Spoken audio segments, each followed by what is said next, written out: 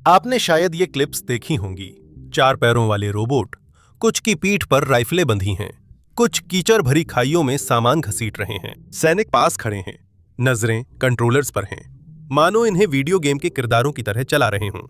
पहली नजर में ऐसा लगता है कि यूक्रेन ने विज्ञान कथा को सीधे युद्ध भूमि में उतार दिया है, और ये विचार बड़ा लुभावना है। जब एक रोबोट गोला बारूद ले जा सकता है, खाई की टोल ले सकता है और यहाँ तक कि विस्फोटक उपकरणों का पता लगा सकता है, तो एक सैनिक की जान जोखिम में क्यों डाली जाए? जहाँ इंसान को गोलियों की बौछार में छुपना पड़ता है, वहीं एक रोबोट को ना तो डर लगता है और ना ही थकान होती है, और वो तब तक चलता रह सकता है जब तक वो सही सलामत और कनेक्टेड रहता है। मशीनों से बने कुत्तों की एक फौज, वफादार, न थकने वाली और जरूरत पड़ने पर बलिदान की जा सकने वाली होगी। यही वो चीज है जिस पर जनरल और रक्षा ठेकेदार दोनों ललचाते हैं। यहीं हमें रुकना होगा, क्योंकि जिसने भी कभी किसी रोबोट को शोरूम के बाहर देखा है, वो जानता है कि जैसे ही आप उन्हें असली दुनिया में ले जाते हैं, आमतौर पर क्या होता है? वे गिर जाते हैं, जाम हो जाते हैं या गड़बड़ करने लगते हैं। और जैसा कि पता चला, युद्ध के मैदान अधूरे प्रोटोटाइप्स के लिए अच्छे नहीं होते। यूक्रेन ने साइंस फिक्शन को रणनीति बनाने की कोशिश की, लेकिन हकीकत ने उम्मीद से ज्यादा चुनौती दी। मूल और दृष्टि। दिलचस्प यह है कि ये रोबोट रूसी खाइयों पर ग्रेनेड लॉन्चर से हमला करने के लिए नहीं बने थे। बैट-2 यूनिट्स को ही लें, ये ब्रिटिश बने 4 पैरों वाले मीडियम कुत्ते जितने हैं। ये घंटों चल सकते, सामान ढो सकते थे, या कैमरों के साथ आगे बढ़कर सैनिकों को खतरनाक इलाके में देखने की सुविधा दे सकते थे। ये वही तरह का रोबोट था जिसे डिफेंस एक्सपो में दिखाना बहुत पसंद किया जाता था। ये कॉम्पैक्ट है, बहुउपयोगी है, और ऐसा लगता है जैसे ये ब्लैक मिरर या किसी ऐसे शो के एपिसोड में होना चाहिए। लेकिन यूक्रेनी सैनिकों ने इन्हें सिर्फ परेड के खिलौनों के रूप में नहीं देखा, क्योंकि जब आप ऐसा कुछ उन लोगों के हाथ में दे देते हैं जो अपनी जिंदगी के लिए लड़ रहे हैं, तो वे इसमें बदलाव करना शुरू कर देते हैं, है ना? अगर इन रोबोट्स को सैनिकों जितना लचीला बनाना संभव हो जाए और साथ ही इन्हें सस्ता, तेज और खून खराबे का जोखिम खत्म किया जा सके, तो ये युद्ध का एक बहुत बड़ा पुनर्निर्माण होगा। यही सोच थी, एक मैकेनिकल पलटन जो अनुकूलनीय और बलिदान योग्य हो। इसका उदाहरण पूर्वी यूक्रेन में दिख रही बैट सीरीज के रोबोडॉक्स की लहर है। फुटेज में दिख रहे वे बोस्टन डायनेमिक्स के खास तौर पर बनाए गए रोबोट नहीं हैं। कई कम लागत वाले चेसिस हैं, जिनमें से कुछ चीनी निर्माताओं से लेकर यूके कंपनी ने युद्ध के लिए रीफिट और रीप्रोग्राम किए हैं। फ्रंटलाइन यूनिट्स में कंपनी ने इन्हें टोही, माइंस की पहचान और लॉजिस्टिक्स के लिए बनाए जाने के रूप में बताया।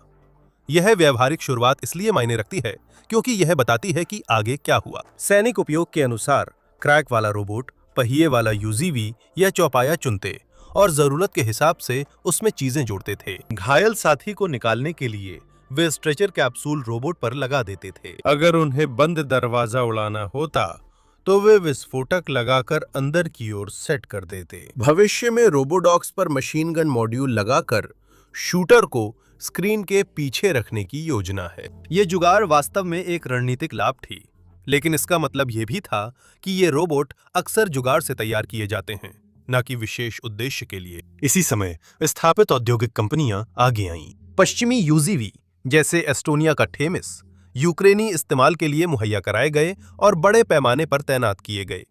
कंपनियों ने इन्हें बहुभूमिका मॉड्यूलर प्लेटफॉर्म बताया, जैसे घायलों को निकालना और विस्फोटक निष्क्रिय करना। सरकारें और निर्माता यूक्रेन को ग्राहक और तेज फीडबैक स्रोत मानते हैं। किट भेजो, मोर्चे से सुधार लो और प्रोडक्शन अपडेट करो। इसमें एक अहम पेच है, यूक्रेन के रोबोडॉग्स अभी शुरुआती पीढ़ी के हैं। ये पूर्ण विकसित सिस्टम नहीं है। इन मशीनों को व्यावसायिक डिजाइन से युद्ध के लिए अनुकूलित किया गया है और सैनिक इन्हें असल गोलियों के बीच टेस्ट कर रहे हैं। इनके फायदे असली हैं, लेकिन ये नाजुक भी हैं। मॉड्यूलैरिटी और तेज अनुकूलन त्वरित समाधान देते हैं, लेकिन टिकाऊपन, संचार सुरक्षा या कीचड़ ढलानों की भौतिकी जैसी समस्याएं हल नहीं करते। और यही उन कारणों में से एक है जिसकी वजह से ये परियोजना अब तक शुरू नहीं हो पाई है। हाइप, परीक्षण और युद्ध के मैदान। खराब बंटू मॉडल्स ने खास तौर पर काफी ध्यान खींचा। वे इतने छोटे, मजबूत और हल्के थे कि मलबे में रेंग सकते थे, सामान या गोला बारूद ढो सकते थे और ट्रक के पीछे ले जाए जा सकते थे। इसमें 5 घंटे की बैटरी, 3.5 की मीटर रेंज, कैमरा और थर्मल ऑप्टिक्स थे। कुछ रिपोर्ट्स के मुताबिक ये रूसी थर्मल सेंसरों से लगभग अदृश्य थे। अगर ये सच होता तो आप समझ सकते हैं कि लोग क्यों सोचते थे कि ये चीजें गेम चेंजर साबित हो सकती हैं। सोचिए, अगर आपके सैनिक सुरक्षित कवर के पीछे रहें और आप दुश्मन की लाइन के पार एक रोबोट को चुपचाप भेज सकें। प्रचार यही नहीं रुका। रक्षा मीडिया ने अंदाजा लगाया कि इन्हें राइफल या ग्रेनेड लॉन्चर दिया जा सकता है। ऐसी बातें भी हो रही थीं कि इन्हें कामिकाजे में बदल दिया जाए, यानी विस्फोटकों से भरे रोबोट जिन्हें 4 पैरों वाले आत्मघाती हमलावरों की तरह आगे भेजा जाए। ये परफेक्ट डिस्पोजेबल हथियार थे, कार्ट्रिज की तरह बदले जा सकते थे। भयानक था, पर तर्कसंगत भी। अगर आप पहले से ही ड्रोन को बंकरों में भेज रहे हैं, तो क्यों ना एक ग्राउंड रोबोट भेजा जाए जो काम पूरा कर दे।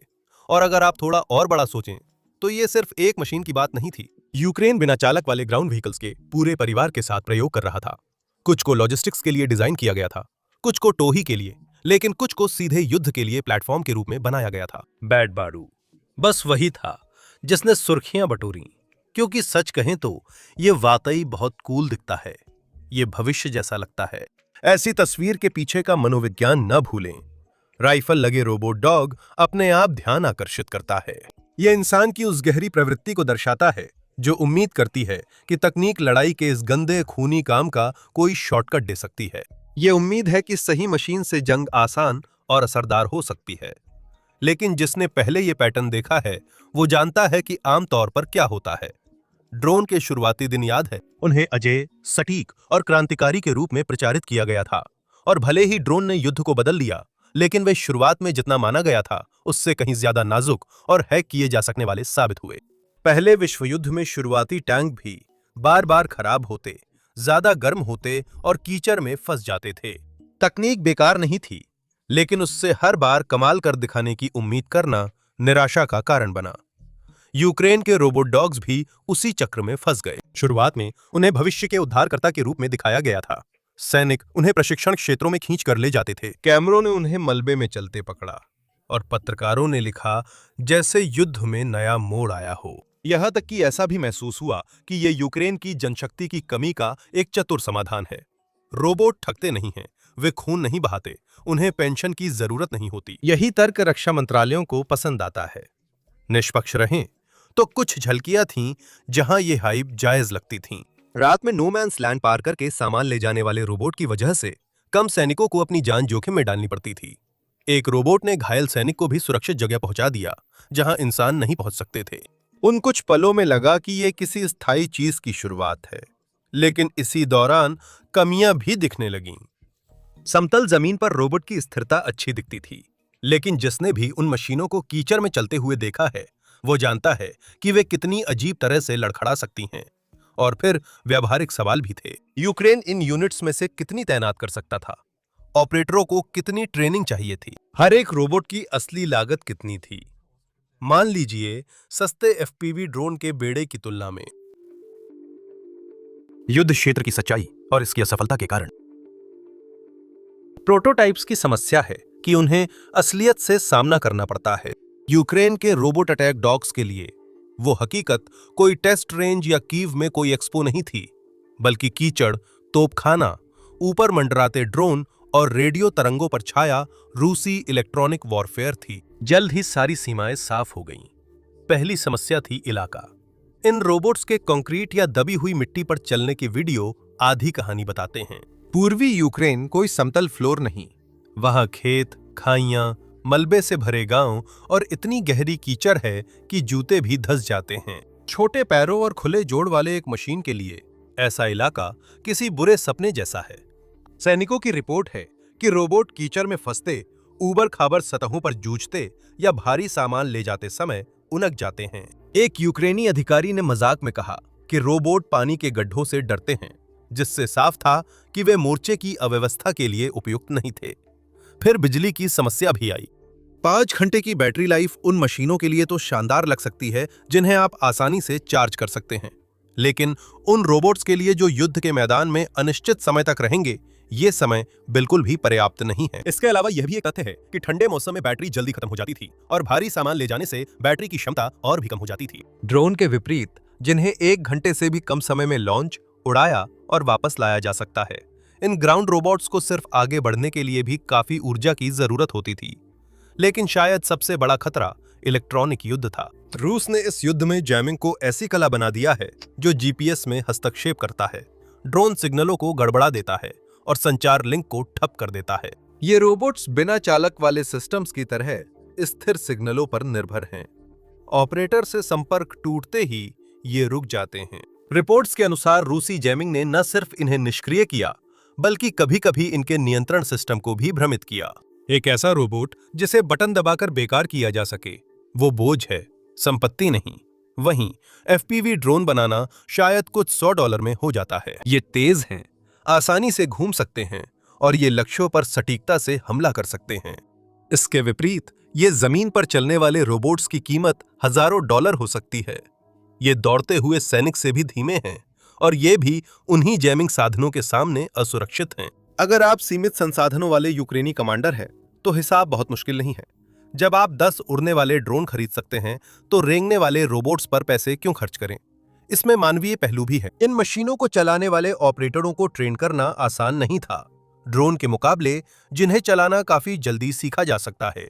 रोबोट्स के लिए ज्यादा विशेष ज्ञान की जरूरत होती है। जमीन पर नेविगेशन, पेलोड बैलेंस और ट्रबल शूटिंग समझनी होती है, लेकिन मेहनत का फायदा कम मिलता था। सैनिक अक्सर अपने कुत्तों से जुड़ जाते थे और कई बार बदलने के बजाय मरम्मत करवाते थे। इसका मतलब सैनिक बलिदान देने में हिचक सकते थे या मरम्मत का इंतजार करते, जिसकी लागत नए उपकरण से ज्यादा हो सकती थी। अपेक्षाएं और वास्तविकता अलग है, लेकिन रोबोट बेकार नहीं थे। अगर वे घायलों को निकालने में और सामान ढो सकते हैं, तो यह अच्छी शुरुआत है। हालांकि यह निराशाजनक लगता है, क्योंकि प्रचार ने एक बिल्कुल अलग कहानी पेश की थी और अभी उनके वर्तमान उपयोग के लिए ये रोबोट बहुत नाजुक और बहुत महंगे हैं, जिन्हें सही ठहराना मुश्किल है। इस तथ्य ने कि वे उम्मीदों पर खरे नहीं उतरते, एक बार फिर युद्ध की सबसे क्रूर सच्चाइयों में से एक को दिखा दिया है। युद्ध अधूरी तकनीक के प्रति बिल्कुल भी रहमदिल नहीं होता। आपको इसे निखारने, बार बार सुधारने और परिष्कृत करने का मौका नहीं मिलता, जैसा कि आप किसी लैब में किसी प्रयोग के दौरान करते। अगर मशीन पहली बार में ना चले, तो सैनिक भरोसा खो देते हैं, कमांडर उसे मंगवाना रोक देते हैं और संसाधन उन चीजों पर लगते हैं जो सच में चलती हैं। विफलता से मिली सीख व रोबोटिक युद्ध का भविष्य। अब अगर आप सोचें तो युद्ध हमेशा से ही एक क्रूर परीक्षण स्थल रहा है।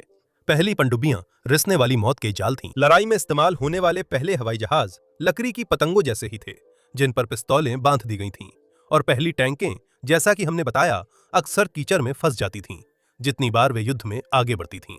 फिर भी आज पनडुब्बियां, विमान और टैंक आधुनिक सेनाओं की पहचान बन गए हैं। वे कई दशकों की असफलता, पुनः डिजाइन और अनुकूलन के बाद ही अनिवार्य बने। यही चक्र रोबोट्स के साथ भी हो रहा है। यूक्रेन का प्रयोग विचार गलत होने से नहीं, बल्कि समय से पहले लागू करने से असफल हुआ। उन्होंने जो उजागर किया वह भी उतना ही महत्वपूर्ण था। उन्होंने बताया कि रोबोट्स की सफलता के लिए स्वायत्तता, मजबूत इंजीनियरिंग और इलेक्ट्रॉनिक युद्ध के प्रति प्रतिरोध जरूरी है। इन समस्याओं का समाधान संभव है, लेकिन ना तो सस्ता होगा और ना ही जल्दी। असफलता के बावजूद यूक्रेन ने दुनिया को दिखाया कि क्या नहीं करना चाहिए। अमेरिका और चीन के लिए यह युद्ध क्षेत्र से सीखने का मौका है। दुनिया भर के रक्षा योजनाकारों ने यूक्रेनी रोबोट्स को गिरते या जैमिंग से रुकते देखकर नोट्स बनाए। एक तरह से यूक्रेन के असफल प्रोटोटाइप अगली पीढ़ी की सैन्य रोबोटिक्स के लिए बिना वेतन के सलाहकार बन गए हैं। युद्ध क्षेत्र में रोबोट सिर्फ सैनिकों की जगह नहीं ले रहे, बल्कि युद्ध की सोच भी बदल रही है। कल्पना कीजिए एक ऐसे भविष्य की, जहां ऐसी मशीनें जिन्हें खो देना मंजूर हो, सबसे खतरनाक लड़ाइयां लड़ें और जमीन पर चलने वाले ड्रोन बारूदी सुरंगों या खाइयों में इंसानों से पहले पहुंचें। ऐसी तरह की युद्ध शैली में जानी, नुकसान के लिहाज से हमले सस्ते पड़ते हैं, लेकिन मशीनों के लिहाज से महंगे। इससे युद्ध लंबे खिंच सकते हैं, क्योंकि मशीनें वो मानवीय कीमत अपने ऊपर ले लेंगी जो आमतौर पर देशों को बातचीत पर मजबूर करती हैं। हमें अभी से इस पर सोचना होगा, क्योंकि यूक्रेन की रोबोट्स में असफलता स्थायी नहीं है। कृत्रिम बुद्धिमत्ता बेहतर हो रही है, बैटरियां अधिक शक्तिशाली हो रही हैं और सामग्री हल्की तथा अधिक मजबूत बन रही है। जिन कारणों से ड्रोन पिछले दशक में घातक बने, वही जल्द ही जमीन पर चलने वाले रोबोट्स को भी कारगर बनाएंगे, जिससे कुछ असहज सवाल उठेंगे। अगर रोबोट्स अग्रिम पंक्ति में हों, तो क्या युद्ध आसान होगा? क्या इससे संघर्ष शुरू करने की दहलीज नीचे आती है, क्योंकि नेता लोगों की जगह मशीनों को जोखिम में डाल सकते हैं? क्या इससे युद्ध और डरावना हो जाता है, क्योंकि स्वायत्त प्रणालियां इंसानी नियंत्रण से बाहर जाकर आपस में भिड़ सकती हैं। यूक्रेन ने हमें अनचाहे बातचीत के लिए मजबूर कर दिया। शायद यही उसके रोबोट कुत्तों की विरासत है। शायद उन्होंने लड़ाइयां नहीं जीती या युद्ध की दिशा नहीं बदली, लेकिन उन्होंने ये दिखा दिया कि हमें अभी कितनी दूर जाना है, और एक बार जब हम सबक सीख लेंगे तो हम कितनी जल्दी वहां पहुंच सकते हैं। तो हाँ, यूक्रेन के रोबोट कुत्ते असली युद्ध में असफल रहे, लेकिन अगर इतिहास कोई संकेत है तो आज के भद्दे प्रोटोटाइप अक्सर कल की डरावनी तकनीकी छलांगे बन जाते हैं। नैतिक और रणनीतिक प्रभाव। तो अगर युद्ध में अग्रिम मोर्चे पर रोबोटों का इस्तेमाल पूरी तरह से सफल हो जाता है तो एक सवाल है जिसका जवाब देना जरूरी है। जब रोबोट ट्रिगर दबाते हैं तो मौतों की जिम्मेदारी कौन लेता है? सवाल का केंद्र बिंदु सार्थक मानवीय नियंत्रण है, जो सीधा लगता है जीवन मृत्यु के फैसले इंसानों के ही नियंत्रण में रहें। असल में सार्थक का मतलब परिभाषित करना काफी मुश्किल और उलझन भरा है। मानवाधिकार समूहों, अंतर्राष्ट्रीय रेड क्रॉस समिति और निरस्त्रीकरण कार्यकर्ताओं ने कहा है कि बल प्रयोग में इंसानों की भूमिका जरूरी है। उन्होंने कई संचालनात्मक परिभाषाएं दी हैं। ह्यूमन इन द लूप का मतलब व्यक्ति द्वारा हथियार चलाना है। ह्यूमन ऑन द लूप का मतलब है व्यक्ति निगरानी कर जरूरत पड़ने पर हस्तक्षेप करता है या हथियार के जीवन चक्र में नियंत्रण रखता है। और ठीक इसी कठिनाई की वजह से किलर रोबोट्स को रोकने का अभियान जैसे पक्षधर समूह मौजूद हैं। शानदार नाम है।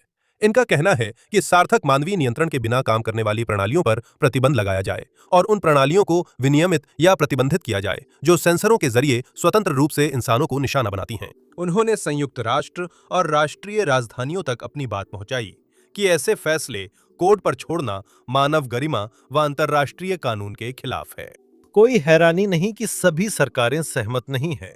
2025 में संयुक्त राष्ट्र ने देशों के साथ परामर्श किया और महासचिव एंटोनियो गुटेरेस ने 2026 तक स्वायत्त हथियारों के विनियमन के लिए स्पष्ट नियम बनाने का अनुरोध किया। अमेरिका, रूस, चीन और भारत जैसे देश अंतर्राष्ट्रीय प्रतिबंध की जगह राष्ट्रीय दिशानिर्देशों व मौजूदा अंतर्राष्ट्रीय कानूनों का समर्थन करते हैं। यही यहाँ की मुख्य राजनीतिक समस्या है। नागरिक समाज प्रतिबंध का समर्थन करता है। कई देश अंतर्राष्ट्रीय ढांचा चाहते हैं, जबकि कुछ बड़े सैन्य बल लचीले राष्ट्रीय विनियमन को प्राथमिकता देते हैं। स्वायत्त और अर्धस्वायत्त हथियारों के बढ़ने से जवाबदेही, भेदभाव और अनुपातिकता की 3 कानूनी नैतिक समस्याएं उठती हैं।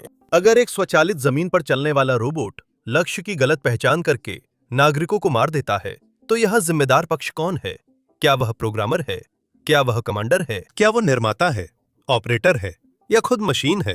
ह्यूमन राइट्स वॉच और अन्य गैर सरकारी संगठनों का कहना है कि मौजूदा कानूनों में जिम्मेदारी अस्पष्ट नहीं है, जिससे या तो परिणाम नहीं निकलते या गलत व्यक्ति दोषी ठहराए जा सकते हैं। मशीनें वर्गीकरण में गलतियां करती हैं क्योंकि नागरिक और लड़ाकू का भेद अक्सर संदर्भ, इरादे और सूक्ष्म संकेतों पर निर्भर करता है, और मशीनें अभी उस स्तर पर नहीं हैं जहां वे ऐसे फैसले भरोसेमंद तरीके से ले सकें, क्योंकि दरअसल उनमें नैतिक कल्पना की कमी है। एक और व्यावहारिक चिंता ये है कि इस तकनीक के अवैध और अनियंत्रित समूहों तक पहुंचने का खतरा है। व्यावसायिक पुर्जों वाला हथियारबंद ग्राउंड रोबोट आसानी से कॉपी, बदला या काले बाजार में खरीदा जा सकता है। इस तकनीक की दोहरी प्रकृति यानी नागरिक रोबोटिक्स और हथियार नियंत्रण में कमजोरी से खतरनाक क्षमताएं राज्य की निगरानी से बाहर जा सकती हैं। तो यहां नीति के क्या विकल्प मौजूद हैं? फिलहाल 2 विकल्प हैं। पहला, पूरी तरह से स्वायत्त हथियारों पर प्रतिबंध, जिन पर सार्थक मानवीय नियंत्रण न हो। दूसरा, राज्य द्वारा संचालित राष्ट्रीय शासन में देश अंतर्राष्ट्रीय संधि की जगह आर्टिकल 36 शैली की हथियार समीक्षाओं जैसी घरेलू कानूनी समीक्षाओं, सिद्धांत और खरीद नियमों पर निर्भर करते हैं। हर विकल्प के फायदे नुकसान हैं। प्रतिबंध स्पष्ट है, पर राजनीतिक रूप से कठिन है। राष्ट्रीय नियमों में छूट और असंगत मानकों का जोखिम है। अगर हम उम्मीद करते हैं कि भविष्य में ऐसी रोबो सैन्य मशीनों का इस्तेमाल बढ़ेगा तो हमें एहतियात भी बरतनी होगी, वरना हम खुद से पूछेंगे, अगर मशीन ने गलत फैसला लिया तो उसकी वजह से किसकी जान जाएगी? जब इंसानी और स्वचालित फैसलों में फर्क कम हो जाए तो जवाबदेही किसकी होगी? ये जरूरी सवाल है। आने वाले साल बताएंगे दुनिया इन्हें कितना गंभीर लेती है। धन्यवाद।